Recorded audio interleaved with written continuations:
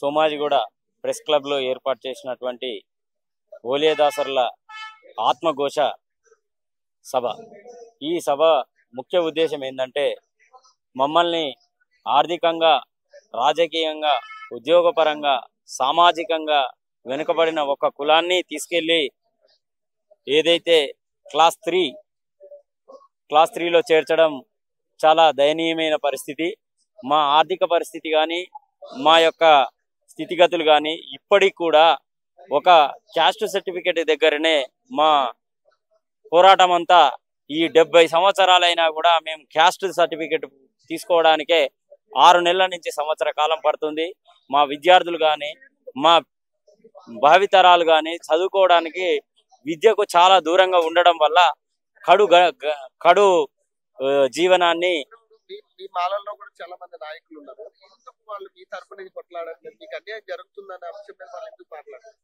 మేము అందులో ఉండడం వల్ల వాళ్ళకు లబ్ధి జరుగుతుంది కదా. మేము సర్టిఫికేట్ దగ్గరనే కొట్లాడుతున్నాం కదా. ఇప్పటికి కూడా వాళ్ళ దగ్గర మేము విద్యాని మెట్రికులేషన్ దాటి బయటికి వెళ్ళట్లేము. ఒక డిగ్రీలు, పీజీలు, పిహెచ్డీలు చేసిన క్యాండిడేట్లు వ్యక్తులు మా దాంట్లో లేరు.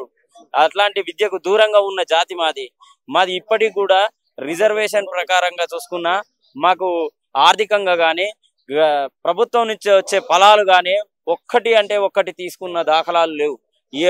అన్ని జిల్లాలలో ఉన్న మేము ఏ ఒక్క జిల్లాలలో కూడా ఏ ఒక్క గ్రామ పంచాయతీ వీళ్ళు దయనీయంగా ఉన్నారు. నిన్న ప్రకటించిన ఇందిరమ్మ ఇల్లు కానీ, గత ప్రభుత్వం ప్రకటించిన 10 లక్షల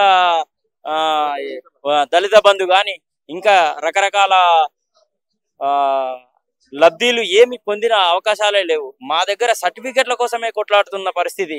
మమ్మల్ని కావాలని ఆర్టీఓ సర్టిఫికెట్ తీసుకోవడం వల్ల మాకు ఆర్థికంగా నష్టపోతున్నాం. మేము ఏ రోజుకు ఆ రోజు కూలీ చేసుకొని బతికే వాళ్ళం. మేము చిక్కు వెంట్రుకలకు మా ఆడవాళ్ళు గంపెత్తుకొని పిన్నీసులు, ఇప్పుడు ఈ మధ్యలో అవి కూడా చిక్కు వెంట్రుకలు, పిన్నీసులు, పాత బట్టలు అమ్ముకుని బతికే జాతి మాది. ఇప్పుడు మగవాళ్ళు అయితే గతంలో వేషాలు వేసి రాత్రి అంతా వేషధారణ చేసి పొద్దున భిక్షాటన చేసి బ్రతికే వాళ్ళం. ఇప్పుడు ఆ పరిస్థితి లేదు. సినిమాలు ఇప్పుడు మీరు మాదిగలతో కలిసి పోరాటానికి రెడీగా ఉన్నారు. మేము మాకు ప్రత్యేకంగా ఒక గ్రూప్ తయారు చేసి మమ్మల్ని సంచార జాతుల్ని, అర్ధ సంచార జాతుల్ని సపరేట్ చేసి, అర్ధ సంచార జాతుల్ని ఒక గ్రూపు, సంచార జాతుల్ని ఒక గ్రూప్ చేసి వాళ్లకు న్యాయం చేయాలని మా డిమాండ్. స్వతంత్రం వచ్చి 70 సంవత్సరాలు దాటిపోయింది.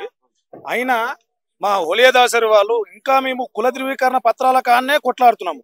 అలాంటి మా ఓలియదాసరిని మెరుగైన న్యాయం పొందిరని చెప్పేసి అసలు ఏ లెక్కలనా, ఎలాంటి దృష్టిలనా ఈ ప్రభుత్వము, ఈ కాంగ్రెస్ ప్రభుత్వం చాలా చిగ్గుచేటు. అసలు మొన్న కులగణన జరిగినది. బీసీని కేవలం బీసీ కోసమే కులగణన చేసినారా? కేవలం బీసీలనే వెళ్ళి కలిసినారా? మా ఓలియదాసరికి ఇట్లా కలిసినారు కదా. మరి జనాభా ప్రాతిపదికన తీసుకున్నప్పుడు 2021 జనాభా ఎందుకు తీసుకున్నారు? తప్పుడు సమాచారమైనటువంటి 2011 జనాభా లెక్కలు తీసుకొని వచ్చేసి ఇప్పుడు వచ్చేసి మొన్ననే మీరు జనగణన చేసినారు. జనగణన చేసినప్పుడు ఎస్సీలు గిట్ల ఎంతమంది అనేది ఇదే నివేదిక ఇవ్వచ్చు కదా. ఈ 2025లో జరిగినటువంటి నివేదికను తీసుకొచ్చి పెట్టి అప్పుడు జనాభా ఎంత ఉందని తీసుకోవాలి.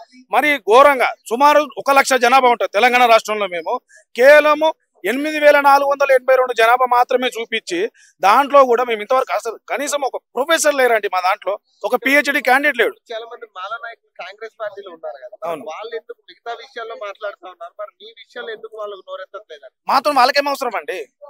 మేము అందులో ఉండడం వల్ల మా ప్రయోజనాలు కూడా వాళ్ళు తింటారు. మాకు ఇప్పుడు పేరుకు ప్లేట్ పెట్టారు, దాంట్లో మాకు ఏం బెటర్? అది పేరుకే ప్లేట్ పెట్టినారు, దాంట్లో అన్నము కూర ఈ పంచభక్ష ప్రమాణాలు లేవు. చూసే వాళ్ళకు పంచభక్ష ప్రమాణాలు తింటూరు లేవో లేదా అసలు. ఎందుకంటే మెరుగైన ప్రయోజనం పొందిన వాళ్ళ దాంట్లో ఉన్నారు అంటే అబ్బో బాగుంటారే అనేసి అనుకుంటున్నారు. కానీ కనీసం మేము ఒక మున్సిపల్ చైర్మన్ లేదు, ఓ ఎంపీపీ లేదు, ఎమ్మెల్సీ లేదు, వార్డ్ నెంబర్ ఇలాంటివి లేదండి మాకు. మరీ చెప్పుకోవాలంటే మా పరిస్థితులు ఉత్సవ కమిటీ పెడుతుండే, ఏది ఎస్సీలది ఉత్సవ కమిటీ, బాబు జగదీవన్ రావుది. కనీసం దాంట్లో చైర్మన్ వైస్ చైర్మన్ కాదుగా, ఇంతవరకు మెంబర్ కూడా నోచుకోలేదండి. మెంబరే నోచుకోలేదు. మేము ఏ విధంగా మెరుగైన స్థితిలో ఉన్నామని చెప్పేసి కాంగ్రెస్ ప్రభుత్వం తీసుకుందాం మాకు అర్థం కావట్లేదు. కానీ అసలు ఎస్సీ వర్గీకరణలో మాకు చాలా న్యాయం జరుగుతుంది అనుకున్నాం. మేము ఇప్పుడు ప్రస్తుతానికి ఏమనుకుంటే సంచార జాతులు సుమారు ఒక 10 నుంచి 12 సంచార జాతులు ఉన్నాయి ఎస్సీలో. ఆ సంచార జాతులు అన్నిటిని ఒక కేటగిరీలో కలిపి మీరు చేసిన ఇప్పుడు అఖ్తర్ గారు చేసిన రిపోర్ట్ లో అదే చేసింది. ఎవరైతే ఇప్పుడు ఇది వర్గీకరణ వచ్చినప్పుడు కూడా అదే తీసినారు. ఎవరైతే వెనుకబడిన వాళ్ళు ఉన్నారో వాళ్ళందరికీ మెరుగైన న్యాయం జరగాలి కాబట్టి వర్గీకరణ అని తీసుకొచ్చారు. ఇక్కడ మెరుగైన న్యాయం ఎక్కడ జరుగుతుందండి? చూపించండి, ఒక రికార్డు చూపించండి. అరే హోలియాదాసులు ఇంతమంది పిహెచ్డి క్యాండిడేట్స్ ఉన్నారు, మీకు పిహెచ్డి పెన్షన్స్ ఇస్తున్నాం మేము, గవర్నమెంట్ నుంచి వస్తుందని చెప్పాలి. ఇంతమందికి మేము 3 ఎకరాల భూమి ఇచ్చినామని చెప్పి తీయండి, చూపించాలి, మాకు చూపించండి. ఒక 3 ఎకరాల భూమిలు ఇచ్చినాం, మీకు పిహెచ్డి పెన్షన్స్ ఇస్తున్నాము, ఆల్రెడీ మీరు ఎమ్మెల్యేలు ఎమ్మెల్సీలు ఎంపీలు అయ్యారు, ఆ పెన్షన్లు కూడా ఇస్తున్నాము, మంచి మంచి గవర్నమెంట్ జాబ్లు రిటైర్ అయిపోయినారు, లక్షల పెన్షన్లే ఇస్తున్నామని చెప్పండి. శాలరీలు అవసరం లేదు, లక్షల పెన్షన్లు ఇస్తున్నామని చెప్పేసి ఆ రుజువులు ఏందో మాకు చూపించేసి అప్పుడు మెరుగైన స్థాయిలో మేము ఉన్నామని చెప్పాలి. కానీ ఇంత దీనమైన పరిస్థితుల్లో మరి ఎట్లా అంటే ఇటు ఉమ్మడి మెదకు, కరీంనగర్, నిజామాబాద్, ఉమ్మడి మహబూబ్నగర్, నల్గొండ, వరంగల్, ఇటు ఒక హైదరాబాద్ చుట్టుప్రక్కల ప్రాంతం మిగతా ఇచ్చిపెట్టి వెళ్తే కనీసం గుడిసెలు, పూరి గుడిసెలలో మేము ఉండేదండి. పూరి గుడిసెలలో ఉంటూ మన స్నానాలు చేయడానికి బాత్రూమ్లు కూడా చీరలు, చుట్టుమూడు చీరలు కట్టుకునేది. చీరలు కట్టుకొని ఇప్పుడు మీకు చూపిస్తా కూడా, మీకు ప్రూఫ్ తో సహా కూడా ఉన్నాయి మా దగ్గర. అమలయ్యేటప్పుడు అసెంబ్లీలో వివేక్ వెంకటస్వామి గారు ఉన్నారు కదా, వివేక్ వెంకటస్వామి కావచ్చు, బట్టి విక్రమార్క కావచ్చు, వీళ్ళందరూ ఉన్నారు కదా, వాళ్ళు ఎందుకు మీ తరపున అరే వీళ్ళకి అన్యాయం జరుగుతుందని ఎందుకు మాట్లాడలేదు? వాళ్ళకి మాకు సంబంధం లేదు. వాళ్ళు ఎట్లయినా పోనీ, ఎక్కడైనా తింటాడు, మేము మంచిగా ఉంటున్నాం అన్నప్పుడు వాళ్ళ ఆలోచన ఉంది. ఇప్పుడు గత సంవత్సరాల నుంచి వాళ్ళు తింటనే ఉన్నారు. తినమరిగినోనికి పక్కన ఆకలి ఏమర్థమవుతుందండి? తినమరిగినోనికి పక్కన ఆకలి ఏమైతే అర్థమవుతుంది? చేయి చూసి 10 మందికి సాయం చేసేటోళ్ళకి వాళ్ళ బాధ ఏంటో అర్థమవుతుంది కాబట్టి చూస్తాం.